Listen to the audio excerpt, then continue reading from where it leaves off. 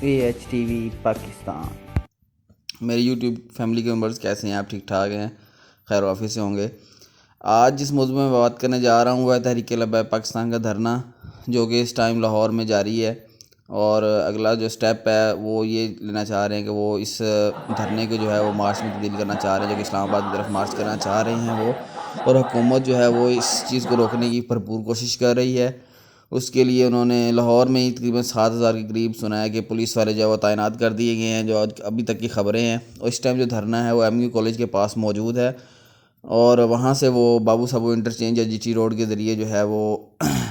مارچ کرنا چاہ رہے ہیں اسلام آباد کی طرف۔ لاہور اور اسلام آباد، ان دونوں کو جو ہے انہوں نے بند کر دیا گیا ہے۔ ان شہروں کو مکمل طور پر کنٹینرز وغیرہ لگا کے اور خاردار تاریں لگا کے اس ٹائم اس دھرنے کی جو حالات ہیں وہ اس طرح سے ہیں کہ وہاں پہ جھڑپیں جاری ہیں پولیس اور تحریک لبیک کے کارکنان کے درمیان۔ ان دھرنوں کے نتیجے میں ابھی تک 2 پولیس اہلکار بھی شہید ہو چکے ہیں، جو کہ سننے میں یہ ہے کہ گاڑی کے نیچے کچلے جانے کی وجہ سے وہ شہید ہوئے ہیں۔ اب آیا کہ وہ پولیس کی گاڑی کے نیچے آئے ہیں یا کسی کنٹینر وغیرہ کے نیچے آ گئے ہیں، یا تحریک لبیک کے کارکنان کی گاڑی وغیرہ یا اس طرح کی کسی چیز کے نیچے آئے ہیں۔ اس چیز کے متعلق ابھی کوئی کلیئر نہیں ہو سکا۔ تو یہ سب کچھ بتانے کے اس سے پہلے میں آپ کو ابھی یہ بتانا چاہ رہا ہوں کہ جو تحریک لبیک پاکستان ہے، جس کی بنیاد مولانا خادم حسین رضوی صاحب نے رکھی تھی، اور ان کی وفات کے بعد ان کے بیٹے سعد حسین رضوی جو ہیں وہ اس جماعت کو لیڈ کر رہے ہیں، جو کہ ابھی فی الحال جب تک میں آپ سے بات کر رہا ہوں تو وہ ابھی تک ان کو جو ہے نا وہ پابند سلاسل کیا ہوا ہے۔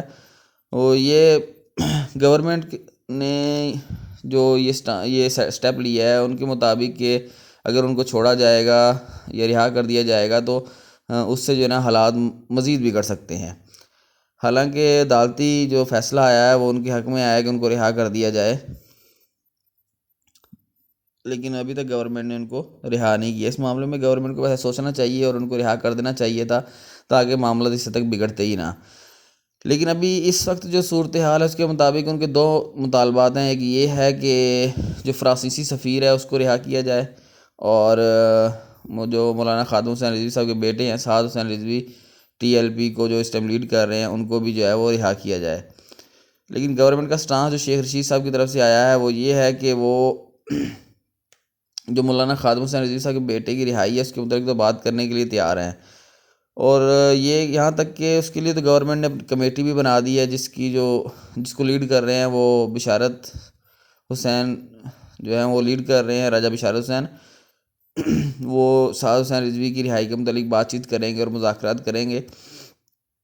اس میں جو گورنمنٹ کا سیٹ اپ ہے وہ یہ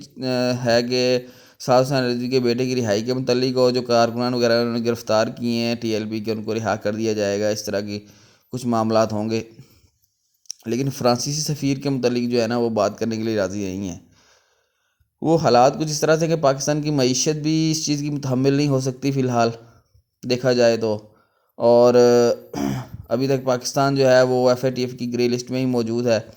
اس کو وہاں سے اس کو گرے لسٹ سے نکالا بھی نہیں گیا ابھی تک۔ تو پاکستان کی معیشت بھی کوئی بہت اچھی نہیں ہے، ابھی اپنی پاؤں پہ اس طرح سے کھڑی نہیں ہوئی کہ ہم اس طرح کوئی سٹیپ لے سکیں۔ دوسری طرف اگر دیکھا جائے تو جو تحریک لبیک کا مطالبہ ہے کہ فرانسیسی سفیر کو نکالا جائے یا ان سے فرانس سے اپنے تعلقات کو ختم کیا جائے، سفارتی تعلقات کو، کسی حد تک وہ بھی ویلڈ نظر آتا ہے، کیونکہ یہ ہم صرف پاکستان ہی نہیں، ابھی سے کچھ عرصہ پہلے جو ہے کچھ دن پہلے کی بات ہے، آسٹریلیا نے فرانس کے ساتھ کوئی دفاعی ڈیل کی تھی سب میرین وغیرہ کی، تو آسٹریلیا نے اس ڈیل کو ختم کر دیا ہے۔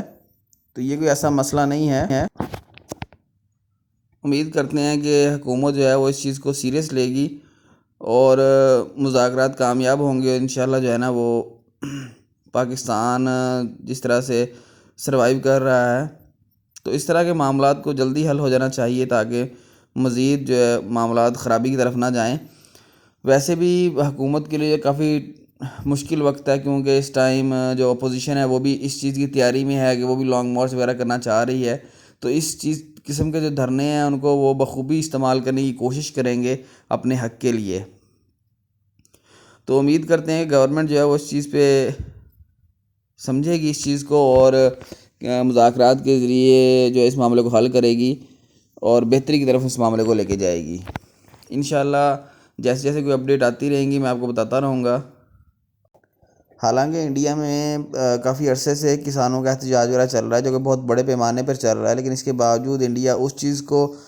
نہیں دکھا رہا، بلکہ پاکستان کا یہ جو اس طرح کے مسئلے مسائل ہیں ان کو بہت زیادہ ہائی لائٹ کر رہا ہے تاکہ عالمی دنیا میں پاکستان کی سبکی ہو۔ اور ہمیں چاہیے کہ اس طرح کے مسئلے مسائل جو ہیں پاکستان کے، ان کو افہام و تفہیم کے ذریعے اور مذاکرات کے ذریعے حل